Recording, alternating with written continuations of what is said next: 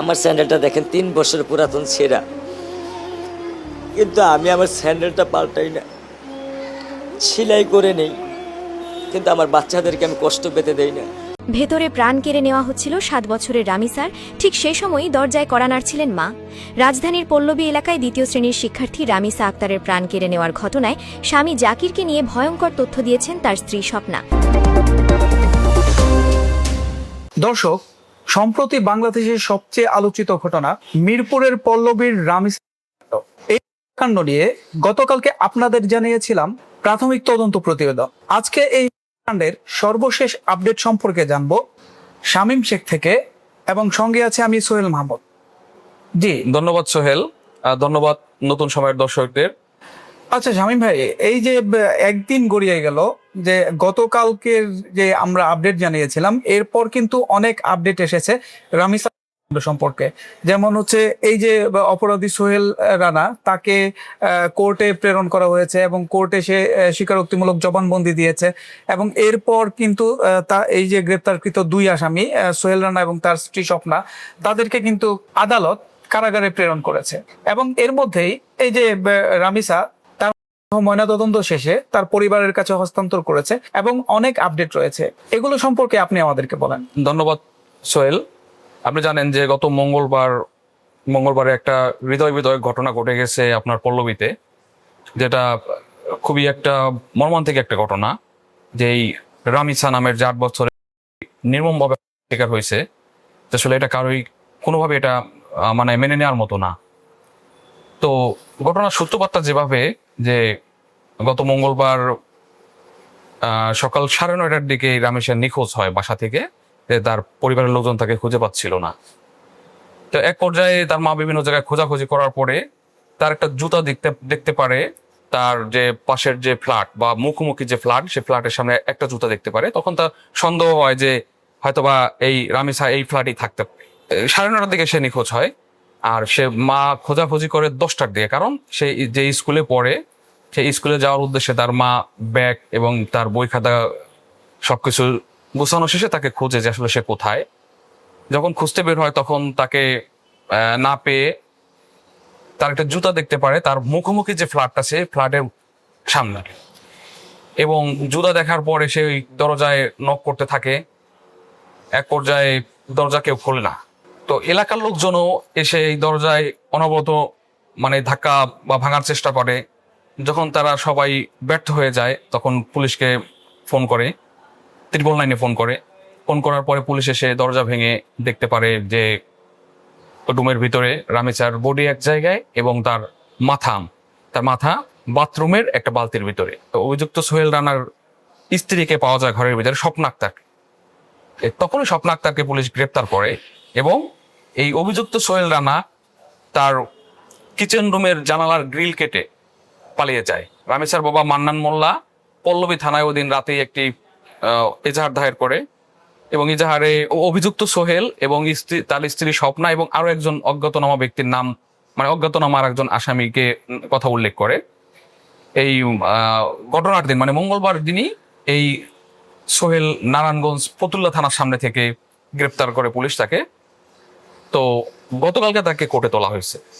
কোর্টে তোলার পরে সে তার জবানবন্দিতে সবকিছু স্বীকার করেছে যে এই রামিসাকে সে করেছে, এই বিষয়টা সে স্বীকার করেছে। এবং এই স্বীকার করার পরে তাকে এবং তার স্ত্রীকে জেল হাজতে প্রেরণ করেছে আদালত। এলো গতকালকার ঘটনা, এটুকু ছিল আদালত পর্যন্ত। এবং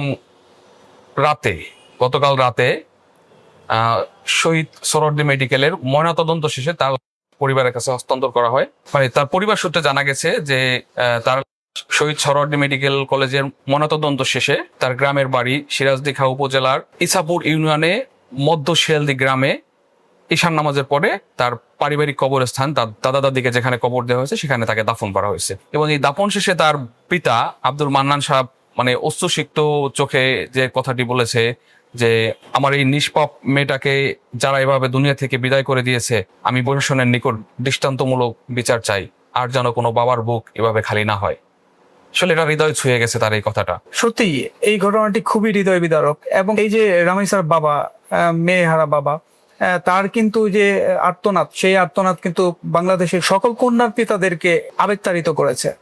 আচ্ছা শামীম ভাই, এই যে বললেন যে এই যে রামিসার বাবা যিনি বাদী হয়ে পল্লবী থানায় একটি এজাহার দায়ের করেছেন এবং সেখানে অজ্ঞাতনামা আরেকজন আসামির কথা সে উল্লেখ করেছে, এই ব্যাপারে আপনি কি বলেন?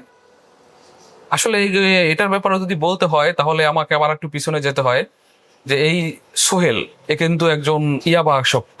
সে কিন্তু প্রতিনিয়তই কাউকে না কাউকে এনে তার বাসায় নেশা করার সঙ্গী হিসাবে নিয়ে একসাথে নেশা করে। এই ঘটনা যেদিন ঘটে ওই দিনও ধারণা করা হইতেছে যে তার সাথে কেউ ছিল। এই সোহেল হচ্ছে রিক্সার মেকানিক। আর একটা মজার একটা বিষয় আছে এখানে, যে জানালার গ্রিল কাটা কিন্তু সাধারণ মানুষের পক্ষে প্রায় অসম্ভব। সে যেহেতু একজন রিক্সার মিস্ত্রি, তার কাছে এই মানে জানালার গ্রিল কাটা বা কোনো কিছু শক্ত কোনো কিছু কাটার যে বিষয়, অস্ত্র বা অভিজ্ঞতা আছে ওর। অভিজ্ঞতা আছে তার, যে কিভাবে কাটতে হয়, নাহলে সে পালাতে পারতো না। আরেকটা বিষয় আপনাকে বলি, এই সোহেল রানা মানে এই ঘটনা ঘটার ঠিক 2 মাস আগে এই বাসায় ভাড়া এসছে, এবং তার 3 রুমের যে ফ্ল্যাট, এই 3 রুমের ফ্ল্যাটে তারা 1 রুমে থাকে, এবং বাকি যে 2টা রুম আছে, এই 2টা রুম কিন্তু সাবলেট ভাড়া দেয়া। তারা চাকরিজীবী, তারা তো সকালবেলায় মানে সকাল হলে তারা তাদের কর্মস্থলে চলে যায়। আর এই ঘটনা যখন ঘটে, এই ঘটনা ঘটার পূর্ব মুহূর্তে এই সোহেল রানা তার স্ত্রীর যে শয়নকক্ষ, সেই শয়নকক্ষের বাইরে থেকে সে লক করে দেয়। লক করে দিয়ে সে তার সঙ্গীও যদি কেউ থাকে, আমরা যেটা ধারণা করছি যে তার সাথে কেউ ছিল, তাকে নিয়ে ওই ড্রয়িং রুমে, যেটাকে বলে আর কি, এই ড্রয়িং রুমে বসে সে ইয়াবা সেবন করছিল। এবং এই ঘটনা ঘটিয়েছে হচ্ছে তার যে কমন বাথরুম, ড্রয়িং রুমে যে একটা কমন বাথরুম থাকে, এই বাথরুমে নিয়ে এই রামিসাকে করে। এবং যখন বাইরে থেকে নক করা হচ্ছিল, তখন এই সোহেল রানা ভয় পেয়ে যায়। তারপর তার স্ত্রীর ওই যে রুমে ছিল, এই রুমের থেকে তার স্ত্রীরও ঘুম ভেঙে যায়। তার স্ত্রী বের হয়ে আসার চেষ্টা করে, তখন সে মানে দরজার যেটা লক করা ছিল দরজাটা খুলে দেয়। খুলে দেওয়ার পরে এই ঘটনা দেখে সে তার স্বামীকে বাঁচানোর জন্য তাকে মানে জানালা দিয়ে পালাতে সাহায্য করে, এবং দরজা ভাঙার কারণে তার স্ত্রী পালাতে পারে না ওই সময়, তাহলে তো সেও পালিয়ে যেত। আর তাদের ফ্ল্যাটটা ছিল 3 তলায়, যেখানে আসলে সোহেল রানা পালাতে সক্ষম হলেও তার স্ত্রীর পক্ষে কিন্তু সেখান থেকে পালানো সম্ভব ছিল না। এবং আমরা জানতে পেরেছি তাদের কিন্তু একটি সন্তানও ছিল। আচ্ছা শামীম ভাই, এই ঘটনার প্রশাসনের পক্ষ থেকে সর্বশেষ আপডেট সম্পর্কে কি জানতে পেরেছেন? আপনি জানেন ইতিমধ্যে আইনমন্ত্রী ডিএমপি কমিশনারকে নির্দেশনা দিয়েছে যে এই ঘটনার 7 দিনের ভিতরে এটার তদন্ত রিপোর্ট দেওয়ার জন্য, এবং এই বিষয়ে সব ঊর্ধ্বতন যারা আছে সকলেই প্রতিক্রিয়া জানিয়েছে যে দ্রুত যেন এটার বিচার কার্য সম্পন্ন হয়। আপনি জানেন যে এই মামলাটা সিএমএম কোর্টে চলমান, এবং দেশের মানুষের যে আবেগ, এবং সরকারও এটা যথাযথ মূল্যায়ন করছে, দ্রুত যেন এই মামলাটি নিষ্পত্তি হয়। ধন্যবাদ শামীম শেখ, এবং ধন্যবাদ নতুন সময় সকল দর্শককে যারা এতক্ষণ ধরে আমাদের এই অনুষ্ঠানটি দেখছেন। দর্শক, আপনারা জানলেন যে এই যে রামিসা কাণ্ডের সর্বশেষ আপডেট সম্পর্কে। বর্তমানে সারা বাংলাদেশের মানুষ কিন্তু বিক্ষুব্ধ এবং প্রতিবাদী হয়ে এই রামিসা কাণ্ডের বিচার চাইছে, যেটি বাংলাদেশ সরকারকেও নাড়া দিয়েছে, এবং সরকারের পক্ষ থেকে প্রশাসনকে নির্দেশনা দেওয়া হয়েছে দ্রুততম সময়ের মধ্যে এই মামলার নিষ্পত্তির জন্য প্রতিবেদন জমা দিতে। আমরাও আশা করি এই মামলাটির দৃষ্টান্তমূলক পরিণতি বাংলাদেশের মানুষকে সান্ত্বনা দেবে, আমাদেরকেও সান্ত্বনা দেবে। পরবর্তীতে এই মামলার সর্বশেষ নিয়ে আবারও হাজির হব আপনাদের মাঝে। সে পর্যন্ত ভালো থাকুন, সুস্থ থাকুন। আল্লাহ হাফেজ। আল্লাহ হাফেজ।